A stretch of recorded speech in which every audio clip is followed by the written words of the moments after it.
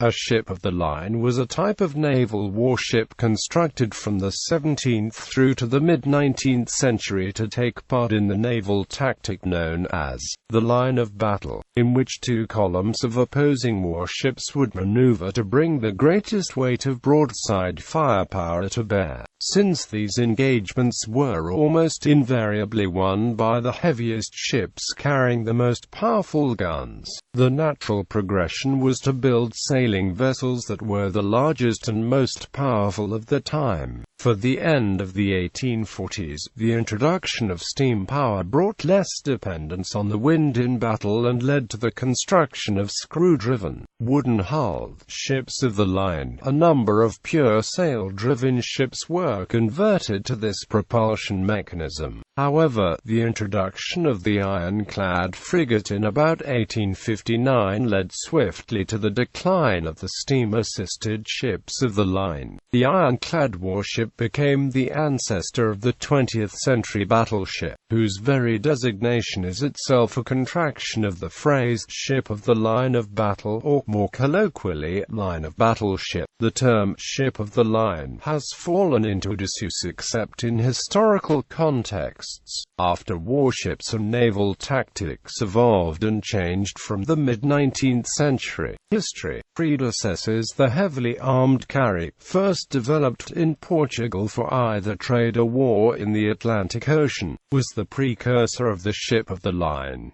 Other maritime European states quickly adopted it in the late 15th and early 16th centuries. These vessels were developed by fusing aspects of the cog of the North Sea and galley of the Mediterranean Sea. The cogs, which traded in the North Sea, in the Baltic Sea and along the Atlantic coasts, had an advantage over galleys in battle because they had raised platforms called castles at bow and stern that archers could occupy to fire down on enemy ships, or even to drop heavy weights from. Over time these castles became higher and larger, and eventually were built into the structure of the ship, increasing overall strength. This aspect of the cog remained in the newer style carrack designs and proved its worth in battles like that at Diu in 1509. The Mary Rose was an early 16th century English carrack or great ship. She was heavily armed with 78 guns and 91 after an upgrade in the 1530s.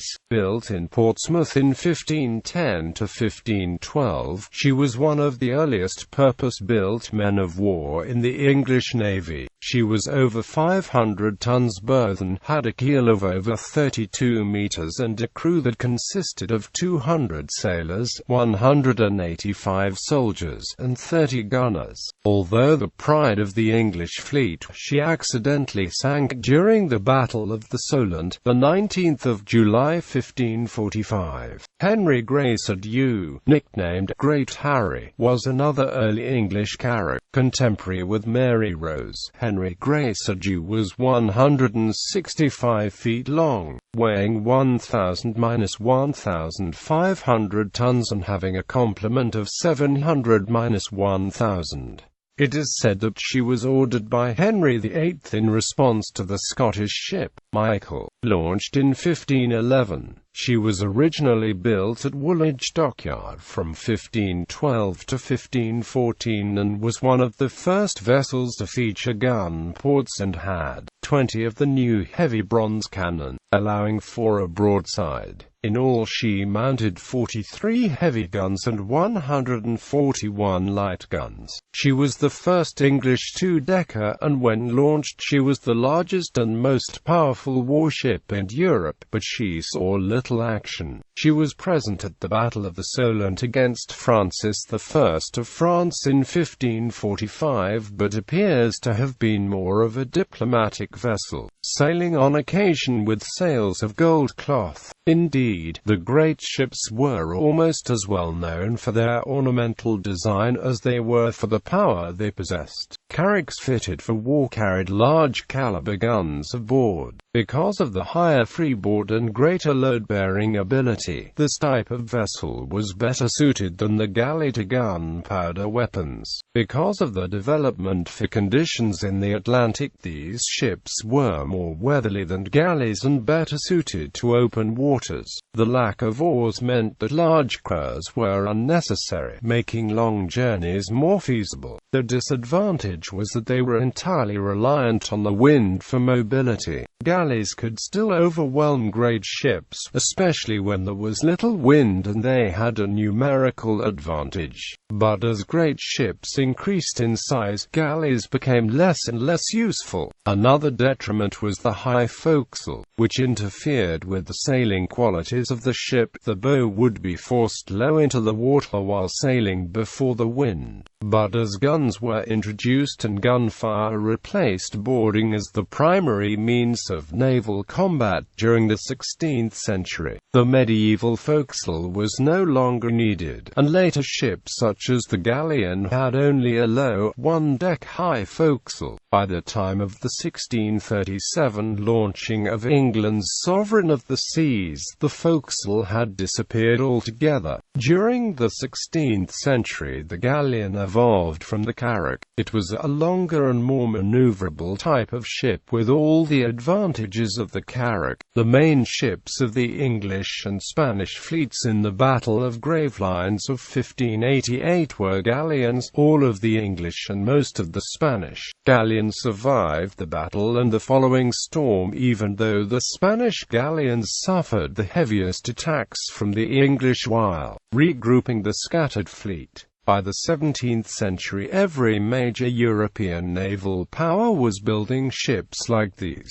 With the growing importance of colonies and exploration and the need to maintain trade routes across stormy oceans, galleys and galleasses were used less and less, and only in even more restricted purposes and areas, so that by about 1750, with a few notable exceptions, they were of little use in naval battles. Line of battle adoption. In the early to mid-17th century, several navies, particularly those of the Netherlands and England, began to use new fighting techniques. Previously, battles had usually been fought by great fleets of ships closing with each other and fighting in whatever arrangement they found themselves in, and often boarding enemy vessels as opportunities presented themselves. As the use of broadsides became increasingly dominant in battle, tactics changed. The evolving line of battle tactic, first used in an ad hoc way, required ships to form single-file lines and close with the enemy fleet on the same tack, battering the enemy fleet until one side had had enough and retreated. Any maneuvers would be carried out with the ships remaining in line for mutual protection. In order that this order of battle, this long thin line of guns, may not be injured or broken at some point weaker than the rest, there is at the same time felt the necessity of putting in it only ships which, if not of equal force, have at least equally strong sides. Logically, it follows, at the same moment in which the line ahead became definitively the order for battle, there was established the distinction between the ships of the line alone destined for a place therein, and the lighter ships meant for other uses. The lighter ships were used for various functions, including acting as scouts, and relaying signals between the flagship and the rest of the fleet. This was necessary because from the flagship only a small part of the line would be in clear sight. The adoption of line of battle tactics had consequences for ship design. The height advantage given by the castles fore and aft was reduced. Now that hand-to-hand combat was less essential, the need to maneuver in battle made the top weight of the castles more of a disadvantage. So they shrank, making the ship of the line lighter and more maneuverable than its forebears for the same combat power. As an added consequence, the hull itself grew larger, allowing the size and number of guns to increase as well.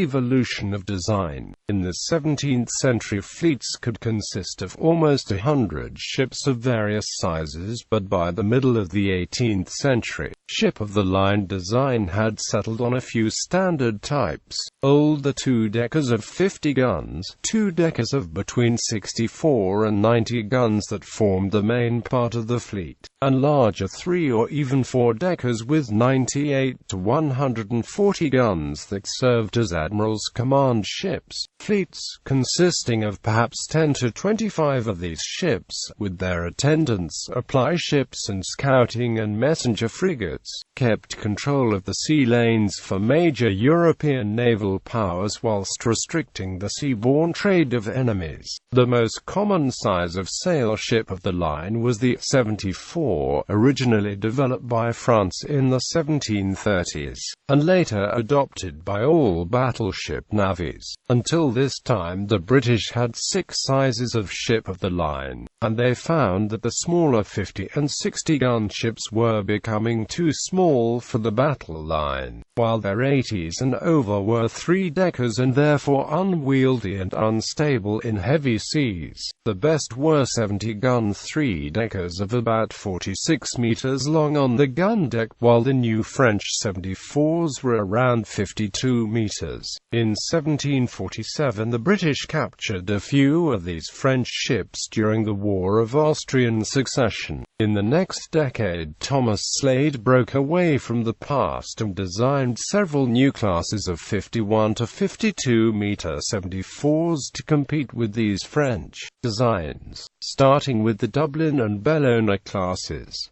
The successes gradually improved handling and size through the 1780s. Other navies ended up building 74s also, as they had the right balance between offensive power, cost, and maneuverability. Eventually, around half of Britain's ships of the line were 74s. Larger vessels were still built as command ships, but they were more useful only if they could definitely get close to an enemy, rather than in a battle involving chasing and maneuvering. The 74 remained the favored ship until 1811, when Sepping's method of construction enabled bigger ships to be built with more stability. In a few ships, the design was altered long after the ship was launched and in service. In the Royal Navy, smaller two-deck 74 or 64-gun ships of the line that could not be used safely in fleet actions had their upper decks removed, resulting in a very stout, single-gun deck warship called a razy. The resulting razied ship could be classed as a frigate and was still much stronger. The most successful razied ship in the Royal Navy was HMS Indefatigable, commanded by Sir Edward Pellew, Mahmudiya, or ordered by the Ottoman Sultan Mahmud II and built by the Imperial Naval Arsenal on the Golden Horn in Istanbul, was for many years the largest warship in the world. The 76.15 meters times 21.22 meters ship of the line was armed with 128 cannons on 3 decks and was manned by 1,280 sailors. She participated in many important naval battles, including the Siege of Sevastopol during the Crimean War. She was decommissioned in 1874. The largest sailing three-decker ship of the line ever built in the West was the French Valmy, launched in 1847. She had right sides, which increased significantly the space available for upper batteries, but reduced the stability of the ship. Wooden stabilizers were added under the waterline to address the issue. Valmy was thought to be the largest sort of sailing ship possible, as larger dimensions made the maneuver of riggings impractical with mere manpower. She participated in the Crimean War, and after her return to France later housed the French Naval Academy under the name Bordeaux from 1864 to 1890.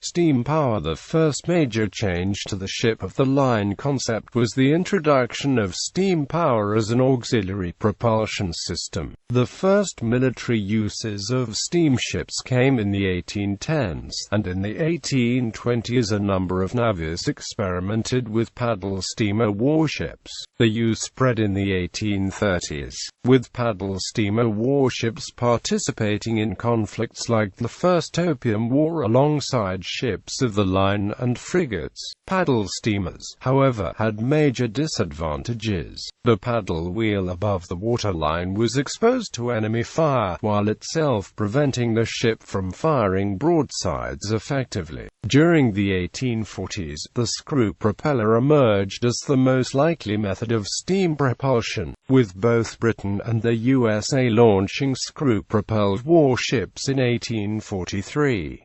Through the 1840s, the British and French navies launched ever larger and more powerful screw ships, alongside sail-powered ships of the line. In 1845, Viscount Palmerston gave an indication of the role of the new steamships in tense Anglo-French relations, describing the English Channel as a steam bridge, rather than a barrier to French invasion. It was partly because of the fear of war with France that the Royal Navy converted several old 74-gun ships of the line into 60-gun steam-powered block ships, starting in 1845. The block ships were originally conceived as steam batteries solely for harbor defense, but in September 1845 they were given a reduced rig rather than none at all, to make them sea-going ships.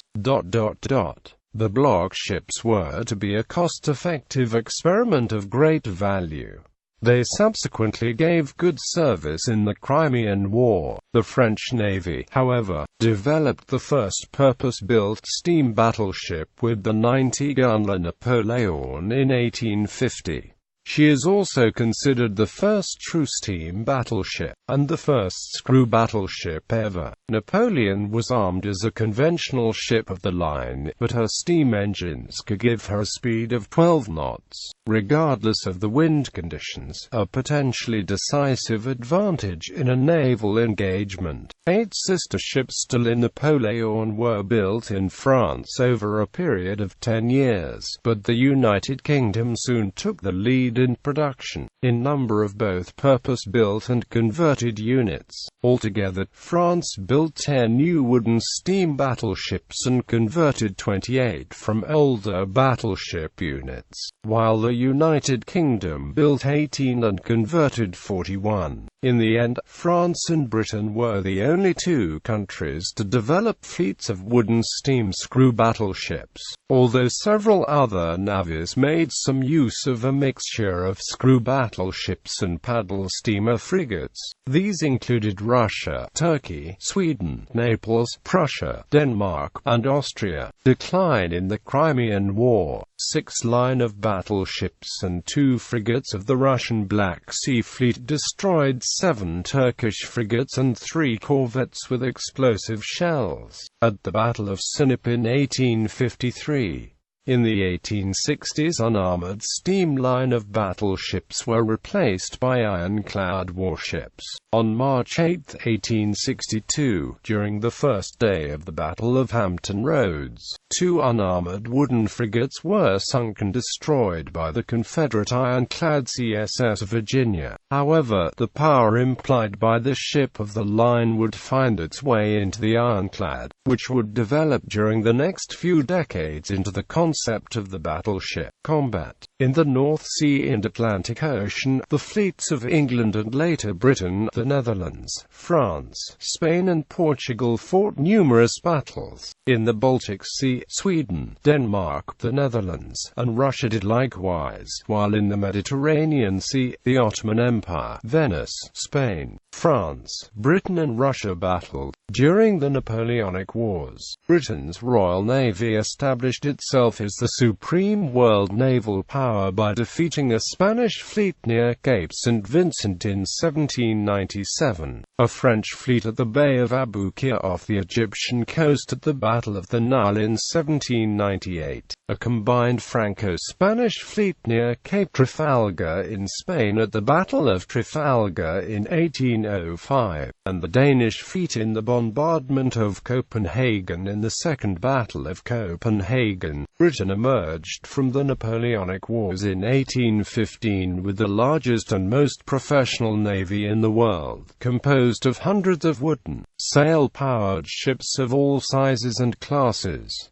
The Royal Navy demonstrated this naval supremacy again during the Crimean War in the 1850s. Nonetheless, the Napoleonic Wars, as well as the American War of 1812, had illustrated the shortcomings of ships of the line when an enemy resorted to tactics including the large-scale use of privateers. Both the French and the Americans had demonstrated what a menace small, lightly armed, but fast, nimble, and, most especially, numerous vessels like sloops and schooners could be when they spread across the wide oceans, operating singly or in small groups. They targeted the merchant shipping that was Britain's economic lifeblood, and ships of the line were too few, too slow, and too clumsy to be employed against them. Overwhelming firepower was of no use if it could not be brought to bear. The Royal Navy's initial response to Napoleon's privateers, which operated from French New World territories, was to buy Bermuda sloops. Similarly, the East India Company's merchant vessels became lightly armed and quite competent in combat during this period, operating a convoy system under an armed merchantman, instead of depending on small numbers of more heavily armed ships. Restorations and preservation. The only original ship of the line remaining today is HMS Victory, preserved as a museum in Portsmouth to appear as she was while under Admiral Horatio Nelson at the Battle of Trafalgar in 1805.